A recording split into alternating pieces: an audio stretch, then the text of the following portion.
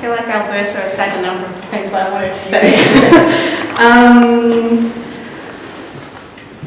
I still don't really know where exactly you talk about interests and desires as being the things that define the person, but it's still not clear to me where that point comes into play, and that still seems incredibly arbitrary. And I do think you want to be very careful about saying that you define your own value. I watched like a Taylor Swift video where she was talking to all of her fans, and she was like, don't listen to what anyone says about you. You look in the mirror and you tell yourself your worth. But that's actually a really bad thing to tell someone, because if I'm, a 15-year-old girl and everyone's being mean to me at school and I don't think I'm worth anything, well, if that defines my value, that's pretty terrible.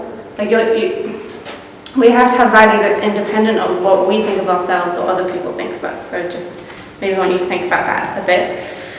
I thought Anne's choice of words like force and impose, like someone being forced to be pregnant or it being imposed on you, I think that's a bit disingenuous for the vast majority of cases, because putting aside someone who is pregnant as a result of sexual assault, you kind of know that by having sex there's a possibility of a child, of conceiving. So it's a bit unfair to say forced.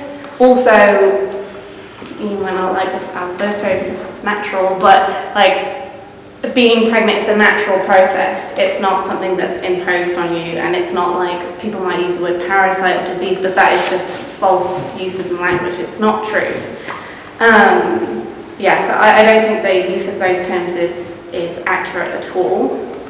I thought it was interesting what Alberto said about, it's a larger choice, and it's a choice about whether to have a family and to have a child, and I think that is true, which is why I think the bodily autonomy point can sometimes be a bit disingenuous, because for a lot of people actually the problem is not while you're pregnant, it's the problem is that the child comes at the end, afterwards.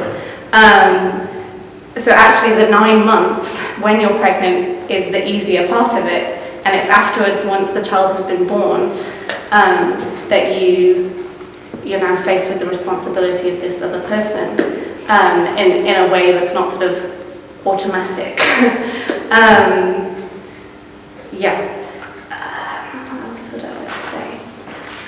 I think it can risk being a bit patronising to women to say that by virtue of making a choice, like that's their value. Like, I don't think, we don't really congratulate anyone just because they made a choice. If I make a bad decision, I would want you to call me up on it. I wouldn't want you to just say, well done, you've got moral autonomy, you made a choice, good job. Like, we don't really do that with other things. So I think suggesting that the act of making a choice somehow gives me importance doesn't really hold in like any other situation. And I do agree with you that this is unique. Like, the relationship between a mother and her child is unique, but it's not, I think it's really such a shame that it's become, it's portrayed as an antagonistic one.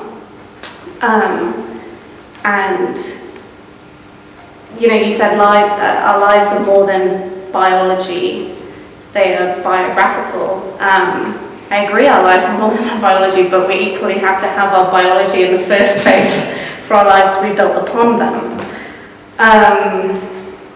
Just as sort of a final point, I think, thank you, Alberto, for recognising that there are a lot of instances where you wouldn't agree that it's good for a woman who's in a situation where actually it's not ideal that she thinks she has to have this abortion.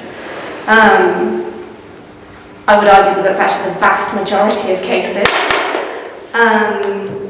because I think when we push this line, my body is my choice, it also becomes my problem, and I am left on my own to deal with it. And I think that is the real issue, that women are being left on their own. They think they've got nothing else, no one else that they can turn to, and this should not be the case. That is not a just way to live. Thank you.